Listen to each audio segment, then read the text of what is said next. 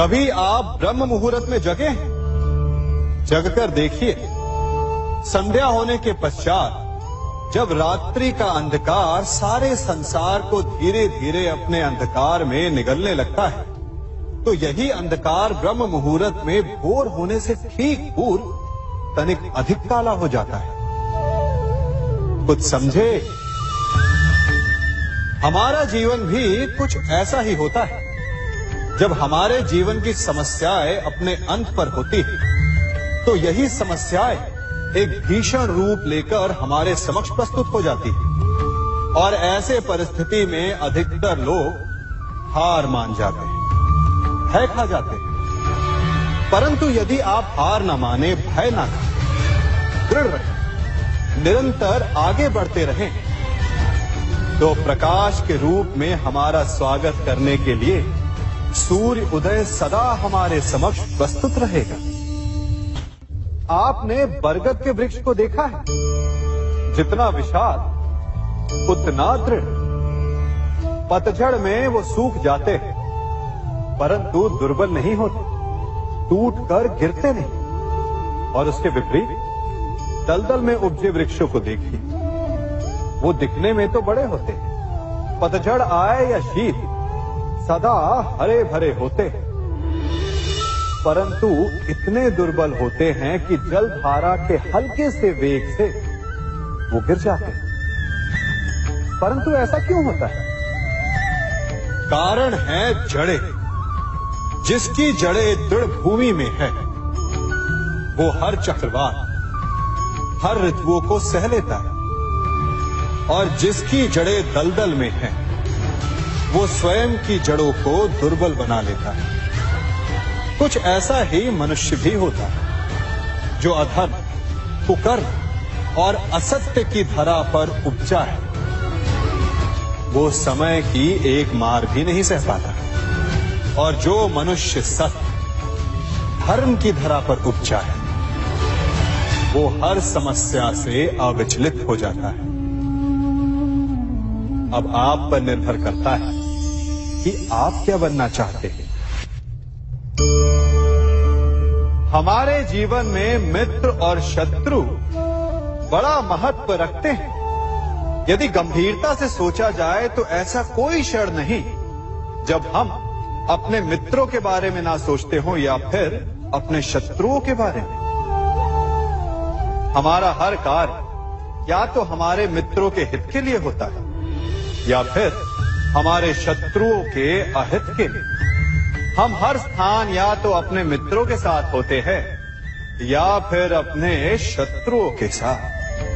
कोई नहीं चाहता कि उनका शत्रु प्रसन्न रहे। हर कोई अपने शत्रु को नष्ट कर देना चाहता है, और ऐसा करने के लिए वो हर संभव प्रयास करता है। उसे आर्थिक, मानसिक और शारीरिक हानि पहुंचाने का प्रयास करता है। परंतु यदि मैं आज आपको ऐसा मंत्र सिखाऊं जिससे आप अपने शत्रु को सदा के लिए नष्ट कर दे तो, और वो मंत्र है मित्र बनाना। अपने सभी शत्रुओं को अपना मित्र बना लीजिए और आपके सारे शत्रु स्वतः ही समाप्त हो जाएंगे। मैं क्या कर रहा हूं? मैं दिए प्रज्वलित कर रहा हूं ताकि अंधकार को मिटा सकूं। अब आप कहेंगे कि इसमें कौन सी बड़ी बात है ना?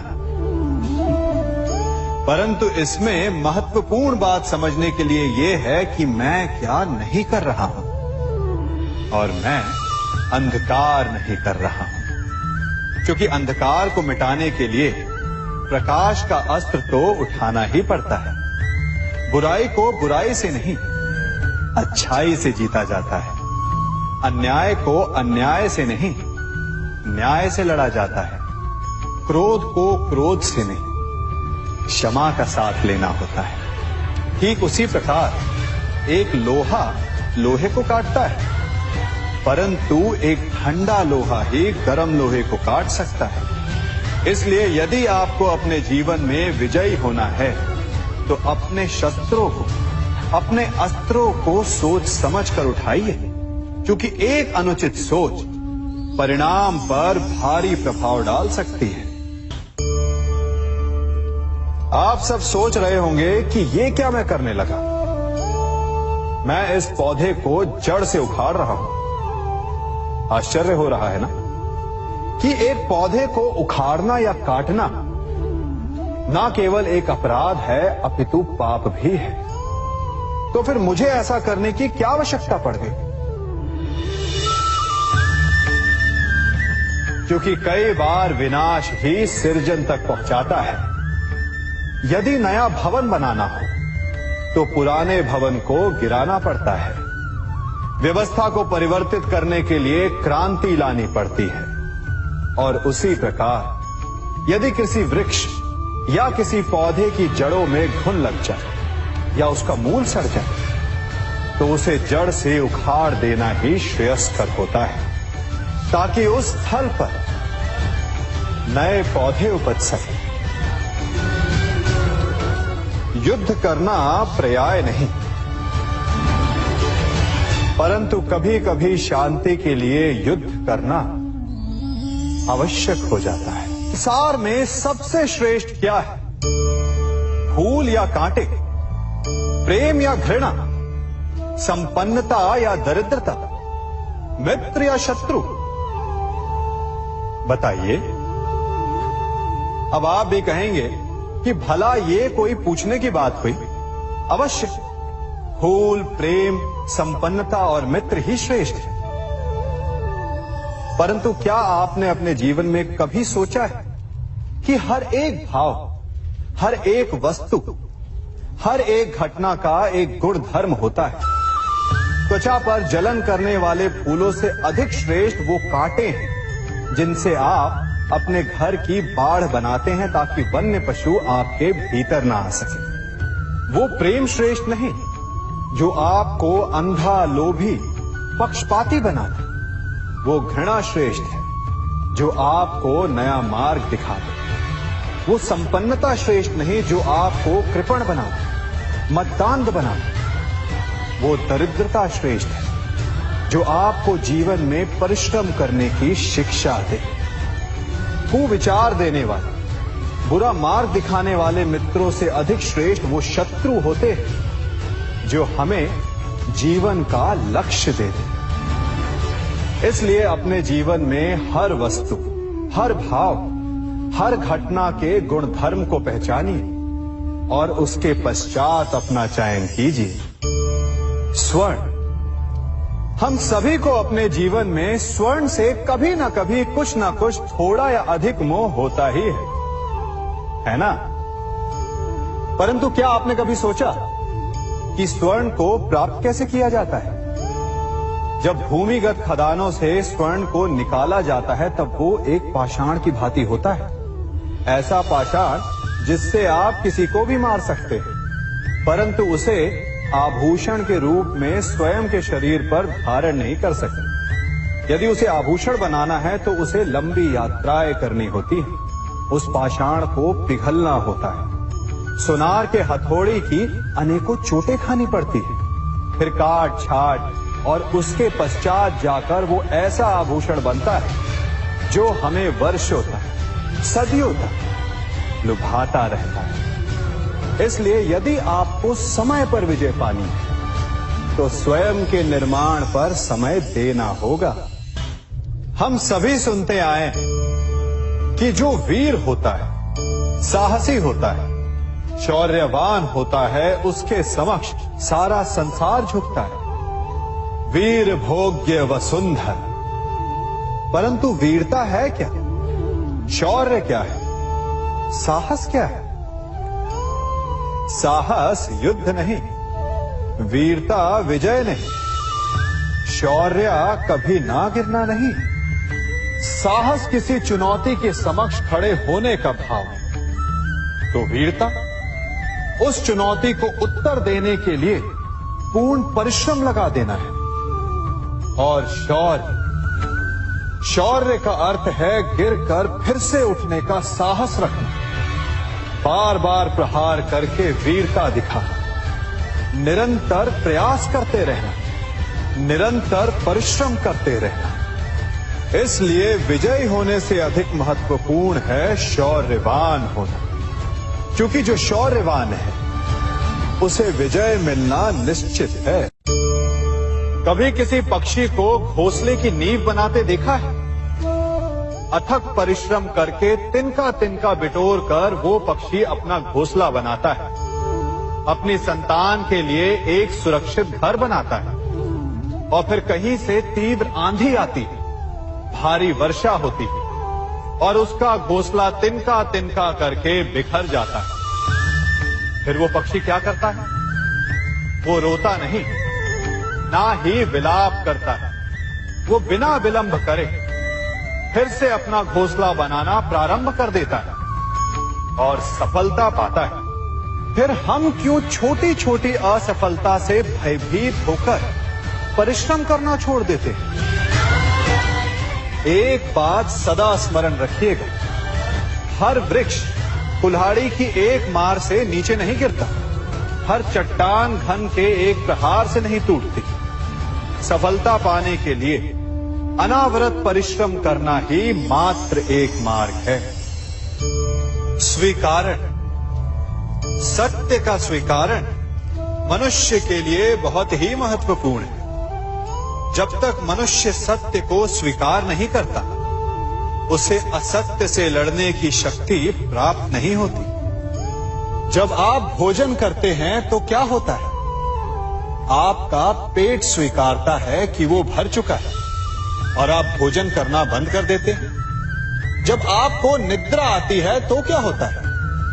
आपका मन स्वीकारता है कि आपका शरीर थक चुका है और उसे विश्राम की आवश्यकता है। उसी प्रकार जब आपको किसी व्यसन को रोकना हो तो आपको स्वीकारना पड़ता है कि बहुत हो चुका, चाहे वो लालच हो या मदिरापान।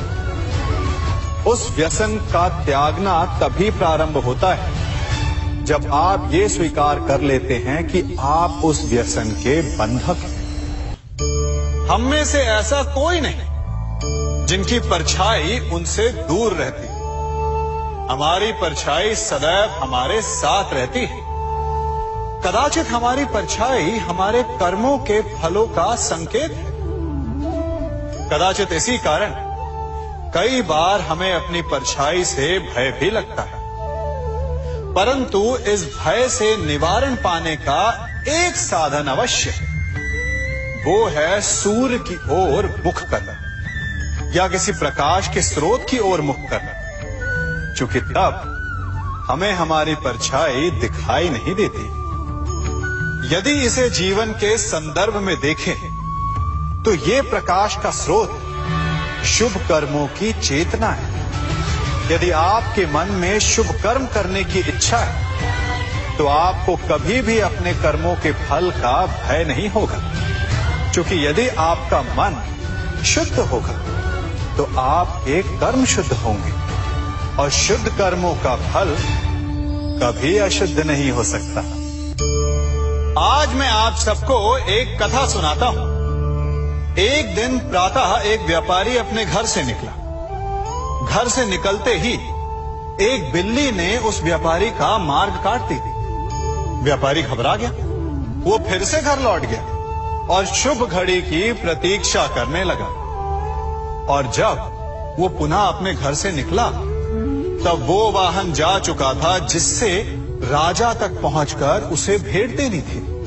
राजा को भेंट नहीं मिली। राजा क्रोधित हो गए। राजा ने उस व्यापारी का व्यापार बंद करवा दिया। इस कारण व्यापारी क्रोधित होकर घर पर अपनी पत्नी से लड़ बैठा। पत्नी अपने बच्चों समेत मैके वापस चली गई और उस व्यापारी के जीवन में यदि कुछ रह गया था तो केवल अंधकार। और इन सब का कारण वो उस बिल्ली को मानता रहा जिसने उसका मार्ग काटा था। ऐसा ही एक दूसरा व्यापारी राजा को भेंट देने निकला और उस व्यापारी का मार्ग भी एक बिल्ली ने काट दिया। वो व्यापारी तनिक घबराया, परंतु उसने आगे बढ़ना अधिक उचित समझा। राजा तक वो समय पर पहुंचा। उसने राजा को भेंट दी। राजा प्रसन्न हुए और राजा ने व्यापारी को अपना व्यापार बढ़ाने की अनुमति दी। स्वर्ण आभूषण दी। जब व्यापारी घर पर पहुंचा तो पत्नी को आभूषण और अपने बच्चों को देने के लिए वस्त्र थे उसके पास। हर ओर प्रसन्नता थी। समझ रहे हैं ना, दोनों के साथ एक ही प्रकार की घटना हुई, परंतु दोनों की प्रतिक्रिया भिन्न थी। ऐसा ही हमारा जीवन भी है। हमारे जीवन में प्रारब्ध का अपना स्थान है, परंतु उससे कई अधिक महत्वपूर्ण हमारी प्रतिक्रिया, हमारे सोच का प्रभाव है। क्योंकि यही हमारे जीवन को आकार देते हैं। इसलिए अपनी सोच को सकारात्मक रखिए। आपका जीवन सदैव आनंदमय रहेगा। आप इन दो पात्रों को देख रहे हैं। मेरे इस पात्र में जल है और ये पात्र मिष्ठान से भरा हुआ है। दोनों ही पात्र भरे हैं, परंतु देखिए,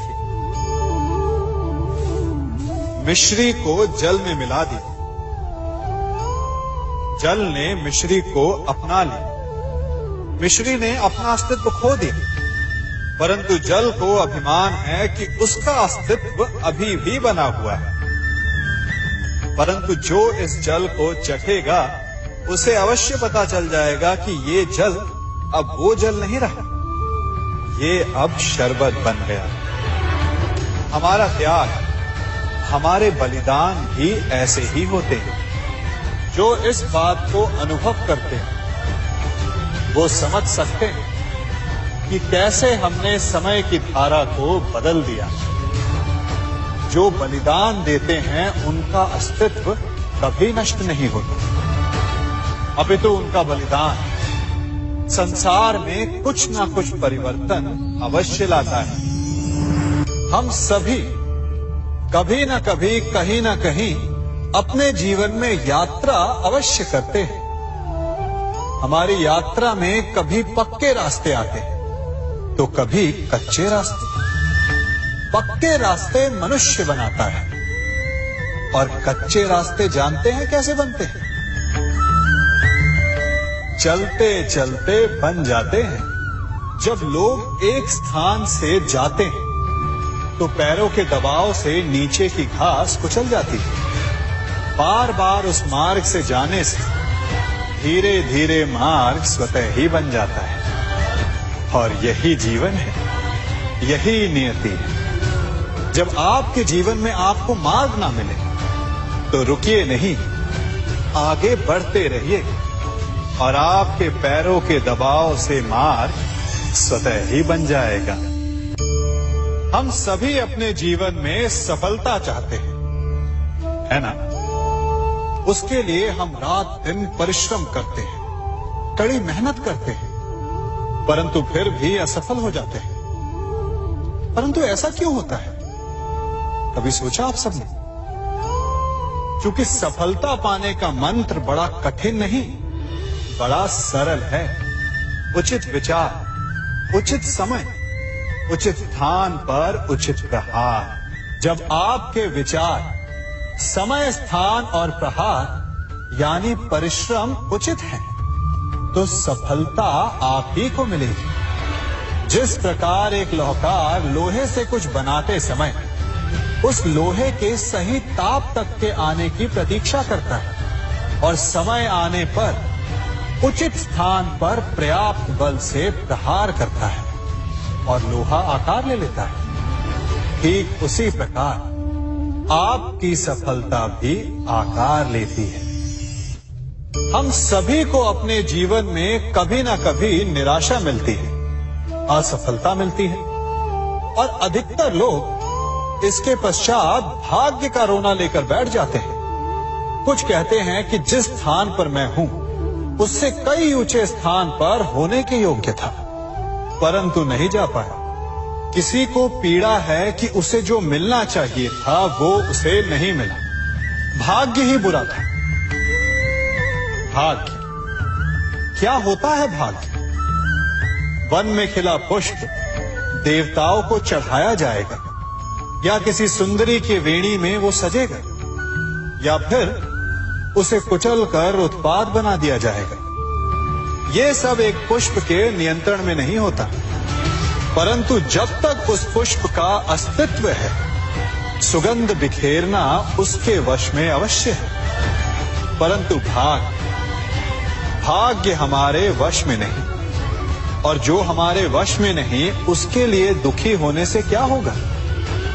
कर्म पर वश है, वो कीजिए और धीरे धीरे भाग्य आपके वश में आ जाएगा, क्योंकि कर्म ही प्रधान है। मनुष्य की सबसे बड़ी दुर्बलता क्या होती है? सोचिए।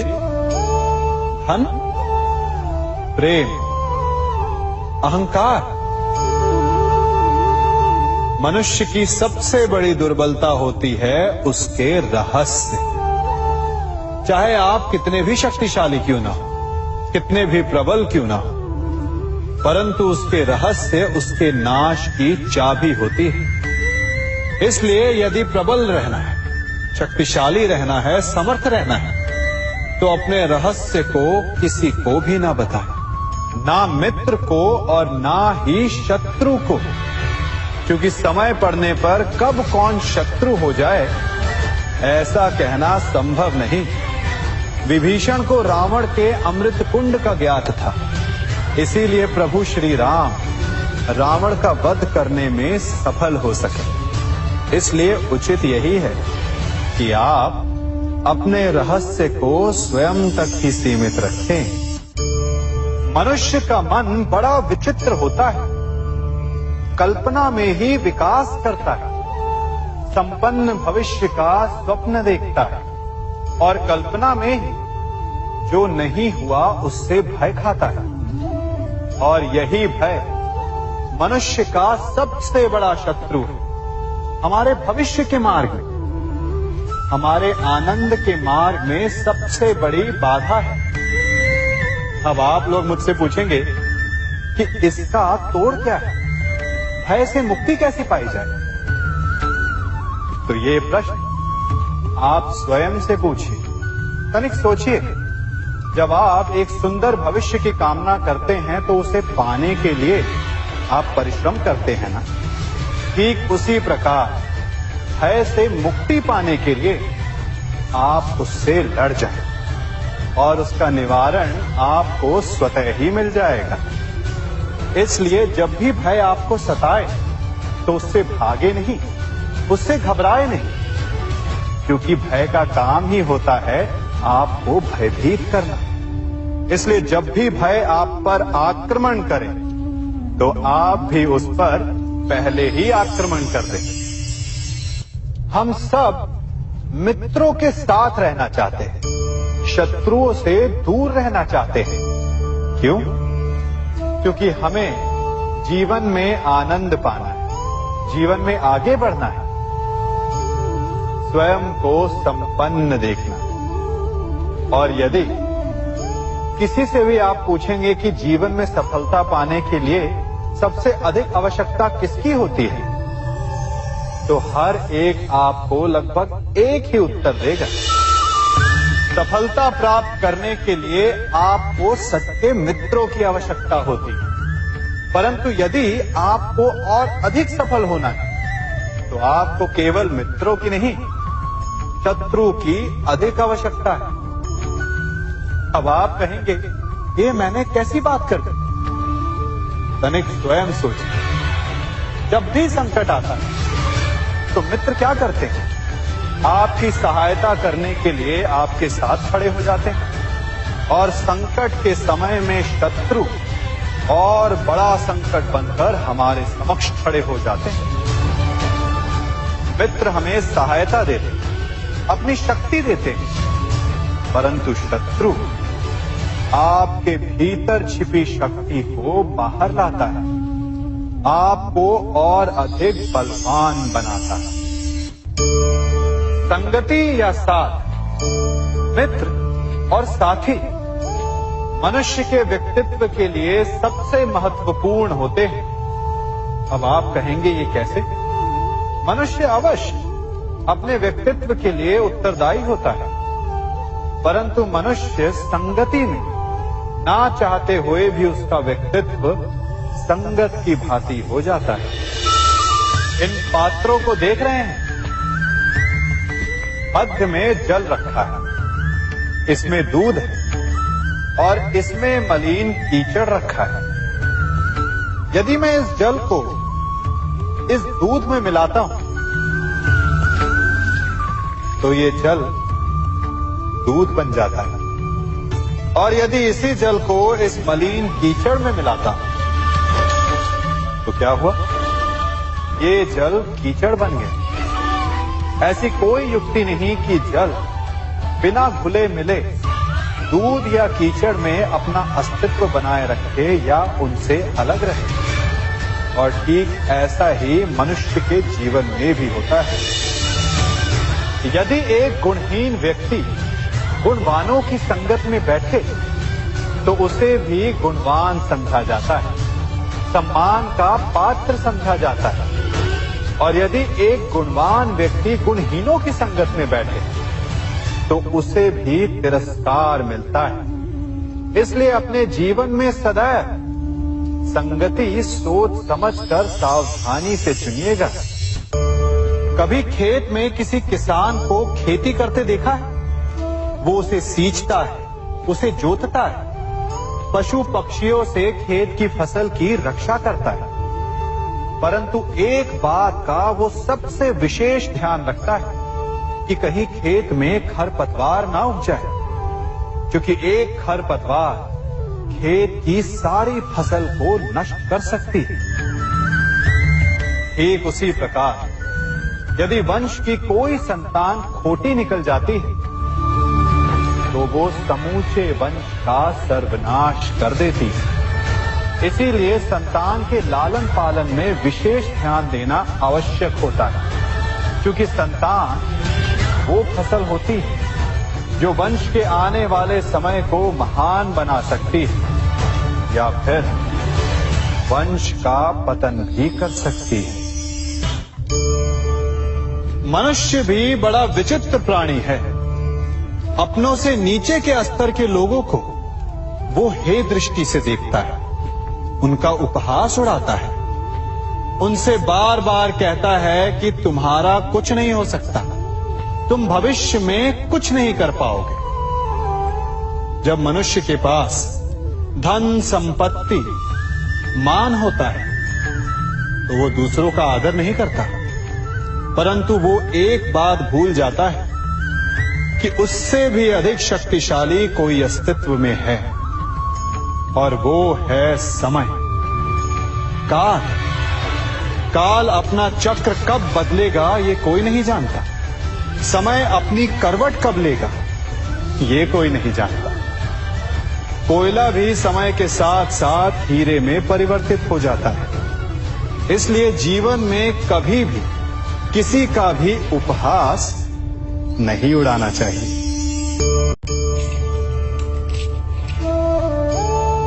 बड़ी विकट समस्या है। मुझे स्मरण ही नहीं हो रहा कि इस गुच्छे की कौन सी चाबी इस ताले को खोलेगी। बड़ी देर से प्रयास कर रहा हूं, परंतु ये ताला खुल ही नहीं रहा।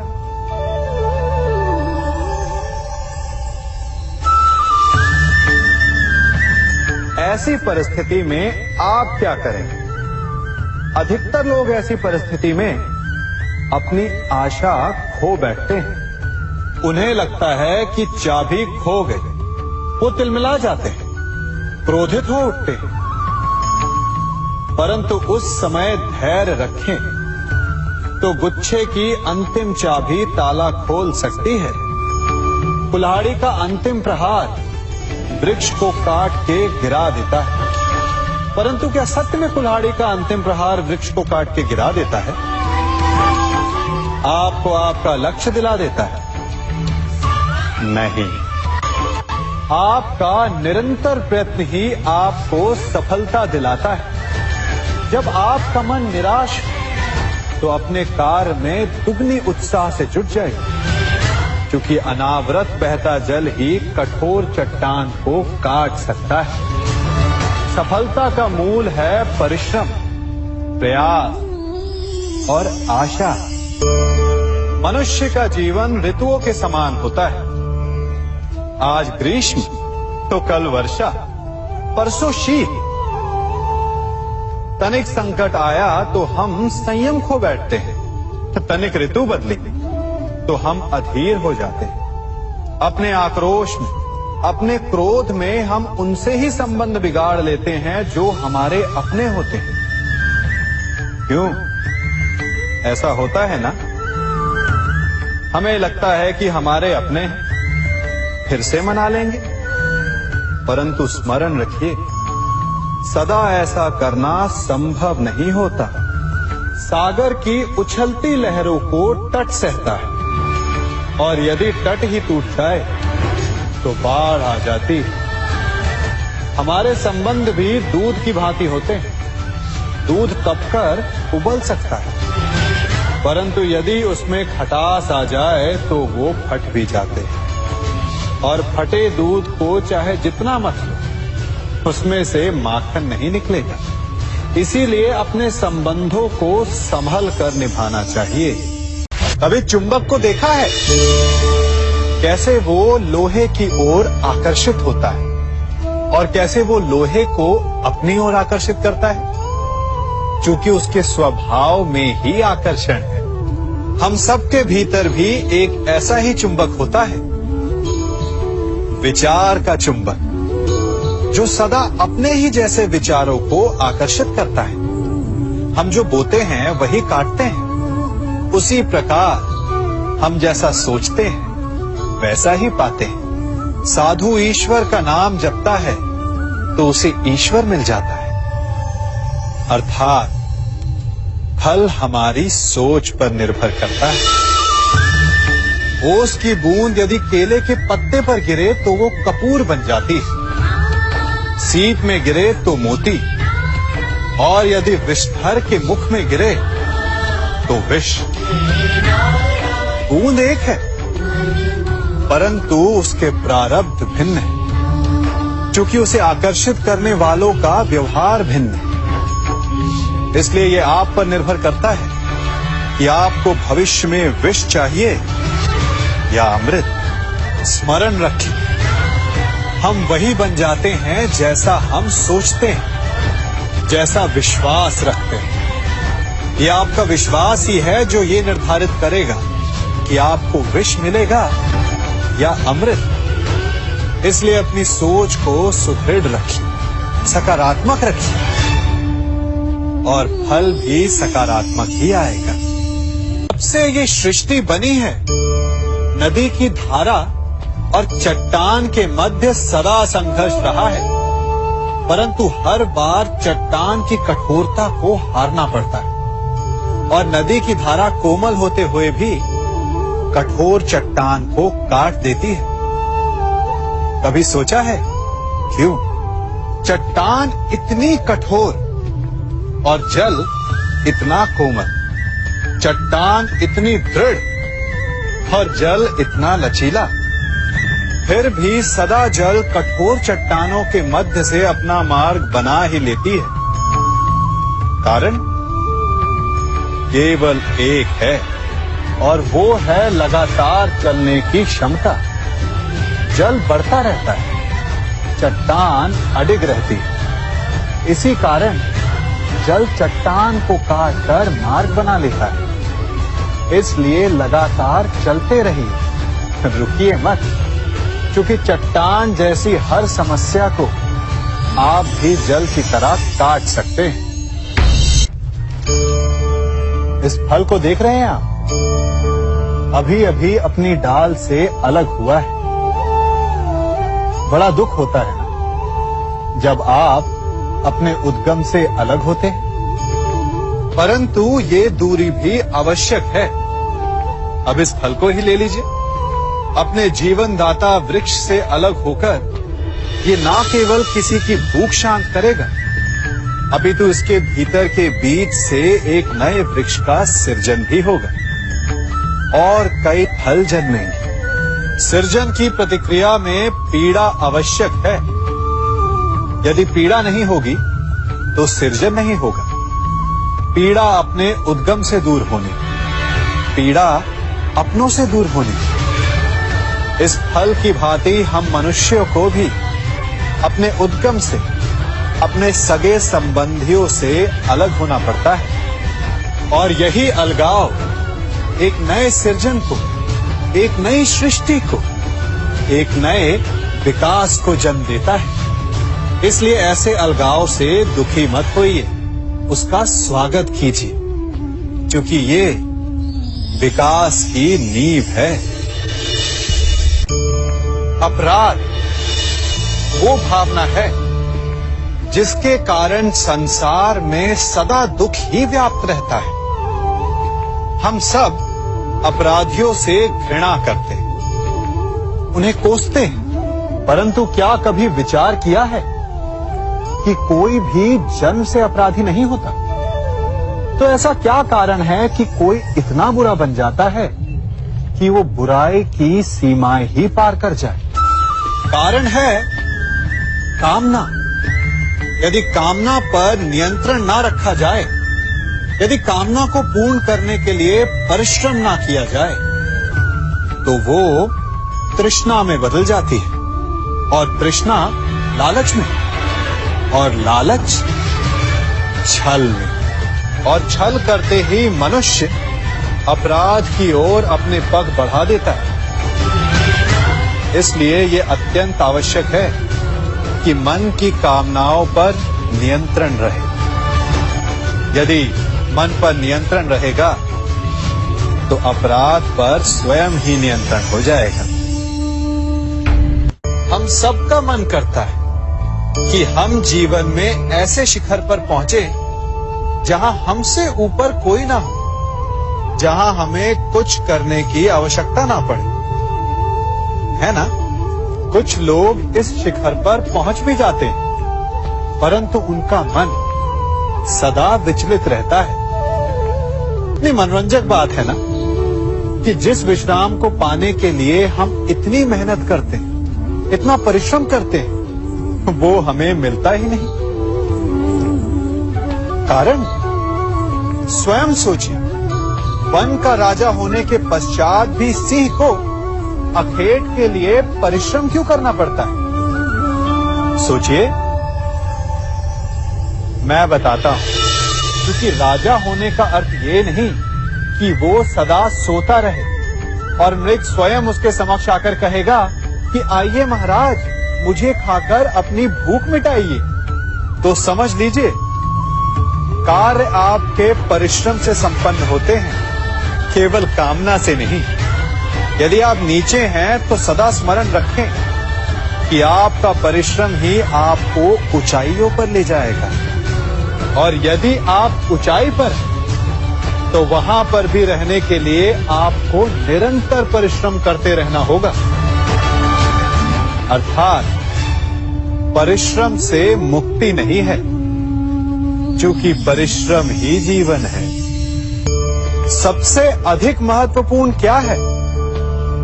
जीवन, या जो जीवन में पाया, यात्रा, या यात्रा पूर्ण करने के बाद पाया गया लक्ष्य, कर्म या उसके फल? बहुत ही महत्वपूर्ण परंतु विकट प्रश्न है ना? परंतु तनिक धीरज से सोचेंगे तो इसका उत्तर अधिक कठिन नहीं है। यदि जीवन यात्रा है तो उसका लक्ष्य क्या होना चाहिए? स्वयं सोचिए।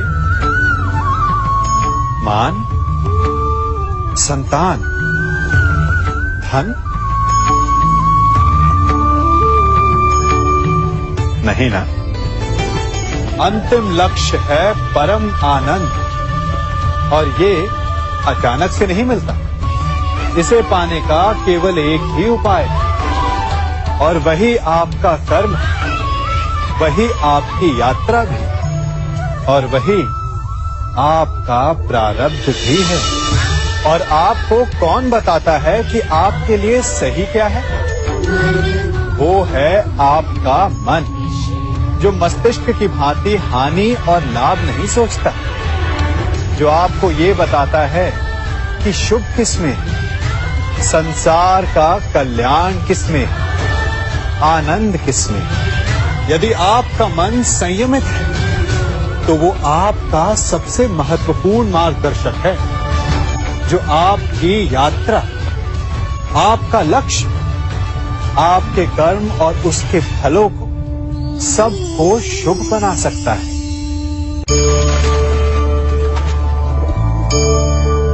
इन पक्षियों को देख रहे हैं आप? इनका उड़ना वायु में इतना संतुलन मुक्त कर देता है ना? इन्हें उड़ते देख आपके मन में भी इच्छा होती होगी कि इन्हीं की भांति आप भी स्वतंत्रता से उड़ पाएं। ईर्ष्या होती है ना जब आप इन्हें खुले आकाश में ऐसे विचरण करते देखते हैं। पर कभी सोचा है इस उड़ान को, इस स्वतंत्रता को पाने के लिए कितना परिश्रम, कितना अभ्यास किया होगा इन्होंने? आकाश में उड़ने से पूर्व धरती पर कितना गहन परिश्रम किया होगा इन्होंने। इनके माता पिता ने पहली बार जब इन्हें पंख फड़फड़ाने को उकसाया होगा तो कितनी बार घिरे होंगे। पहली बार वायु में उड़ते समय कितना भय लगा होगा इन्हें। अपनी पहली उड़ान के पश्चात धरती पर उतरते समय गिरकर कितनी चोट खाई होगी। इस उड़ान का, इस स्वतंत्रता का ये मूल है। यदि आप ये दे सकते हैं तो अवश्य आप भी इस स्वतंत्रता को पा सकते हैं। इन पक्षियों की भांति ही अपने चारों ओर जब भी आप किसी सफल मनुष्य को देखें तो उससे ईर्ष्या ना करें। उसके परिश्रम और पीड़ा को समझने का प्रयास करें जो उसने यहां तक पहुंचने में पाई है। प्रेरणा लें, प्रयास करें और स्वयं भी सफल हो जाएं।